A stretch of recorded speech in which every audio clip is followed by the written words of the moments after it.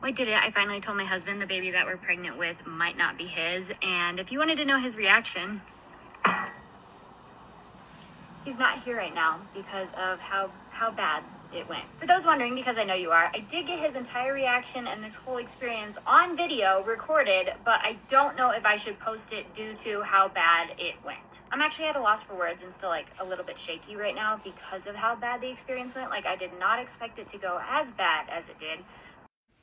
How did you expect anything less? Like, did you think that he was going to take it in a positive way? And for you to set your camera up and to hit the record button is next level. Your husband's reaction is quite literally the only appropriate reaction, which was to walk away. And honestly, after filming it, which is totally trying to take advantage of his emotional state, he should not come back. He should keep on running as far as he can. Do you see why a woman would sacrifice her family for her own happiness? It's for a few likes. This woman just destroyed whatever trust that man could have had in her, because even if she was just playing around or joking, that man is going to get a DNA test. I think she was looking for a headline like, "How to Ruin My Husband's Life." These modern women are crazy. Just as crazy as women are when it comes to dating. Because today we're bringing you. I dated 2 married men. Modern women regret their bad decisions. But before we get started, help us get this video to 1,000 likes. And without further ado, let's begin.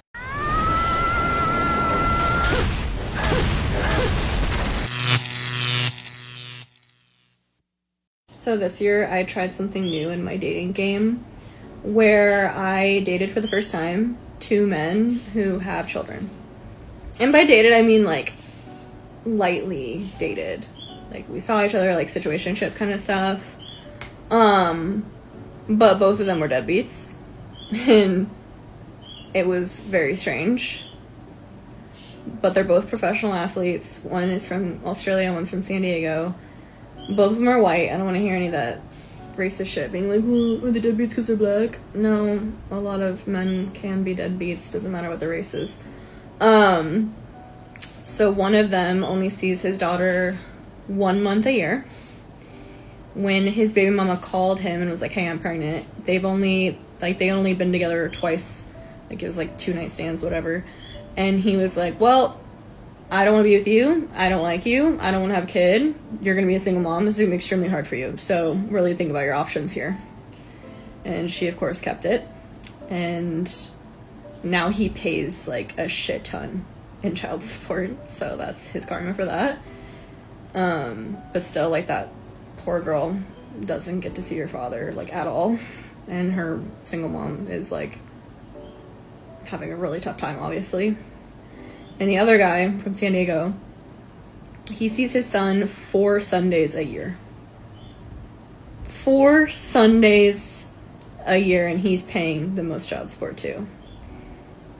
How awful for those 2 kids to have 2 fathers who make a shit ton of money, who just throw money at them and don't see them like ever. Like, I don't know about you guys. I didn't have money or a father growing up. But if I had to choose one or the other, I'd choose a father over money, because I know those kids are going to be like, what is wrong with you? Like, you can literally turn on the TV and watch them play their game and be like, oh, that's my dad that I don't see. Like, it's so fucked. Anyway, I don't talk to either of them anymore, but yeah, so. God damn it! You can't make this shit up! Out of everything you said, I agree that you didn't have a present father, because that's what you're looking for in a man, a father figure. Women raised by single mothers tend to make bad decisions, just like you. That's why people say, a daughter of a single mother ends up becoming a single mother. You were dating 2 men at the same time and considered them friends with benefits. This is the kind of woman who's going to want to be someone's wife tomorrow. That's why heavily tattooed women aren't wife material. I'm gonna have to put you down there, okay? I just got stood up for the first time. And that's never happened to me before. Okay, so let me tell you guys everything. I've been talking to this guy for about a week. A little bit, like a week and a half. And I really liked him. We had good conversation. We would be on the phone for like over 3 hours one time. And we had planned a date for today, and like everything was going well. Like last night I texted him like, "Hey, are we still on for tomorrow?" He's like, "Yeah." And I'm like, "Oh, well, let me know the details." And he never responded back. He never responded back to me asking what the details were. And then today, I'm like, "That was really rude for you to pretend you like me and then literally just to ghost me." Like he literally said to me like 2 days ago, like, "I don't want to hurt you." And I'm so like traumatized by that phrase, like, "Oh, I don't want to hurt you. I'm not going to hurt you." Because I've heard multiple guys say that phrase to me, and what do they end up doing? They end up hurting you.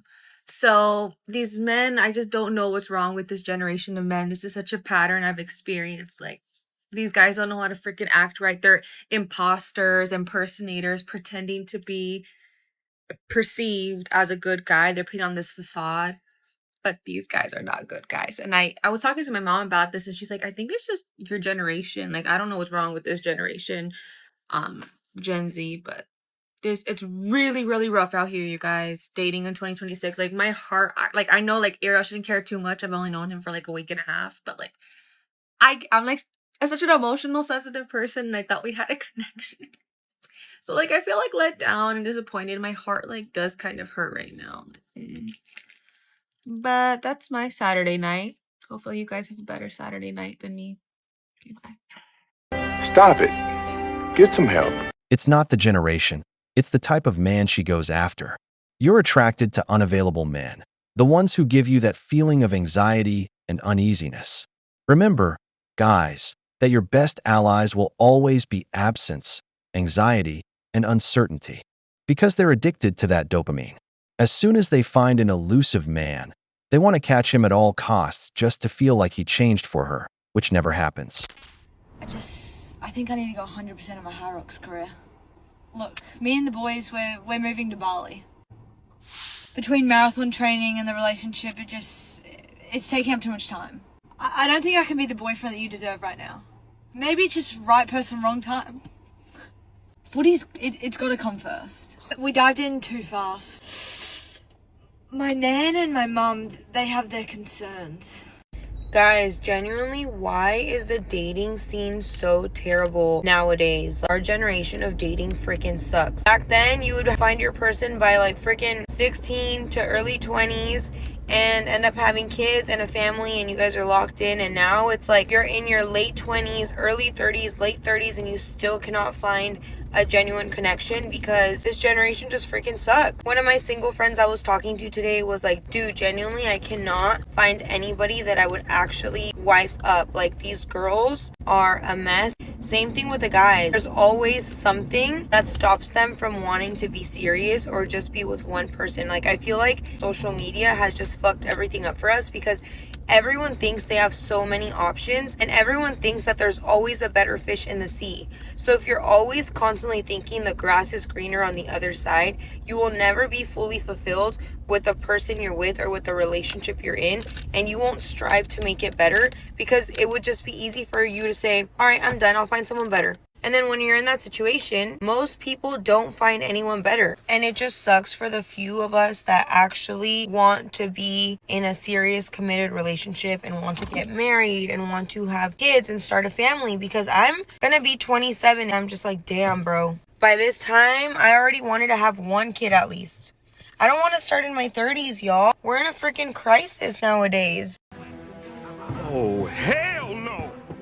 Pay close attention to this, because this is where the trap is. The women giving the first girl advice are women who got married young and are now, almost certainly, divorced, bitter, living with their failure and projecting it onto her.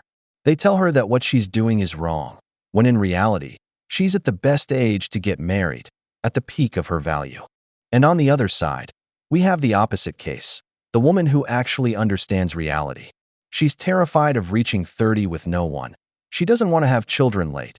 She watches her single friends slowly wither away one by one, and she feels panic. She's right to be afraid, because she's approaching the wall. As we all know, gentlemen, the wall shows no mercy.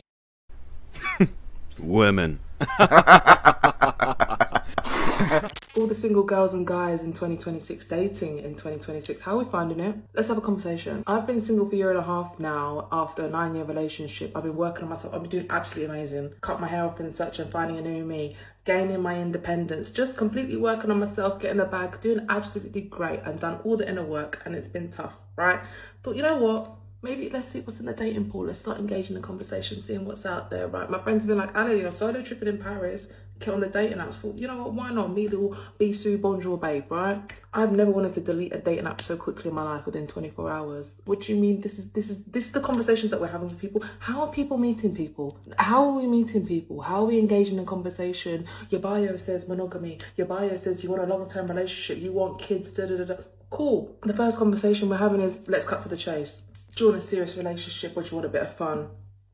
You're already giving me the instant ick. Number 2, then you got the men that come and approach you. I've given you the time of day. I thought, you know what? That's cool. Let's entertain this. Let's see how it's going. You've disturbed my peace. I was doing absolutely fine. Now you got me questioning things left, right, and centre that I wasn't doing before because I was absolutely fine on my own. Do you know what's worse? It's when you start catching feelings. Oh God, catching feelings. I've learned on this solo trip, I've never wanted to be more single in my life. I've never wanted to get my money up so bad in my life. I've never wanted to be an independent baddie so much in my life. I genuinely don't have the time nor energy to entertain someone's son. Do you understand? I really don't. I didn't need to be here. I didn't need to do this. So there's 2 things I've learned on this solo trip, which is great. 1, I need therapy. And that's great. Number 2, I'm very much a straight woman, but I'm gay. Deep what I mean when I say that. I'm very much a straight woman, but I'm gay. Leave me alone. Don't disturb my peace. Okay, thank you. God has nothing to do with the fact that you idealized a timeline that depended on a man who never came. The problem is that you're in an environment surrounded by men who, for the most part, aren't looking for anything serious. Personal trainers, whether they're men or women, are considered to be among the most unfaithful professionals because they're constantly in contact with more people, both men and women, and that can end up creating more personal relationships between them. We're not living in your parents' time anymore, when it was worth approaching a woman. Today, what could happen is that you end up being the subject of her next TikTok video where she complains about you. Let's talk about dating in 2026 because boy do I have a few things to say about this. All right, buckle up because we're going to get right into my story time.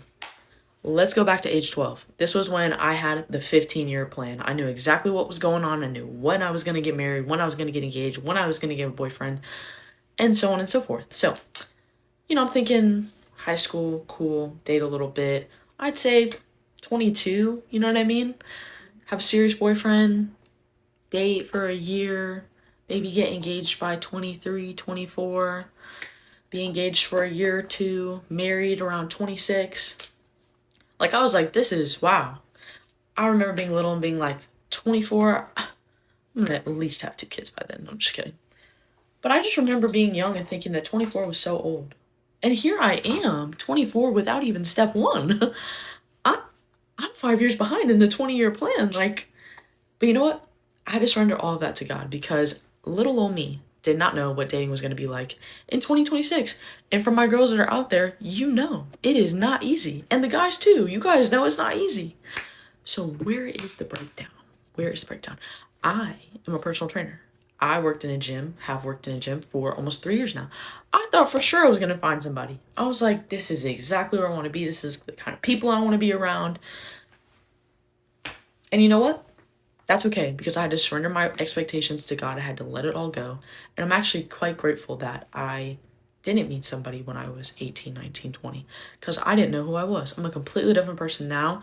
Sure, same heart, same sort of personality, but I didn't know. And I had to date myself and I had to figure out what I want. And now I'm so sure about what I want that anything that doesn't align with this list of non-negotiables that I have, I'm not even going to entertain it. And so if you're in a similar season, just know that the dating pool is not the same.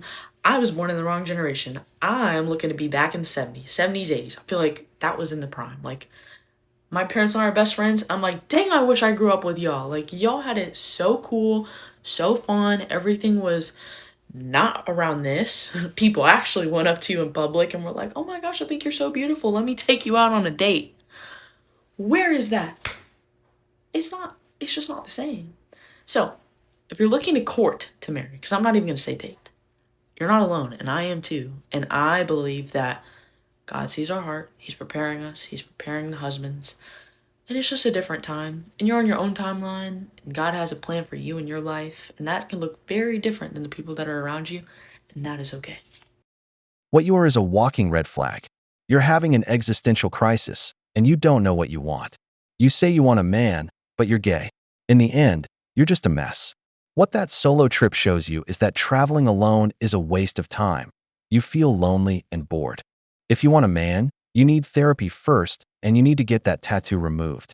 Maybe after that, you can start looking and see if luck is on your side before you turn 30 and hit the wall, because that will really drive you crazy. We've reached the end of the video, but before we go, here are the questions for you. Would you get a paternity test for your children even if you trust your partner? Do you think friends with benefits always end up becoming something serious, or is it just a waste of time? If you enjoyed the video, hit the like button, subscribe to the channel, and turn on the notification bell. Your support means a lot to us and motivates us to keep creating more content. Don't miss the next video on the wall.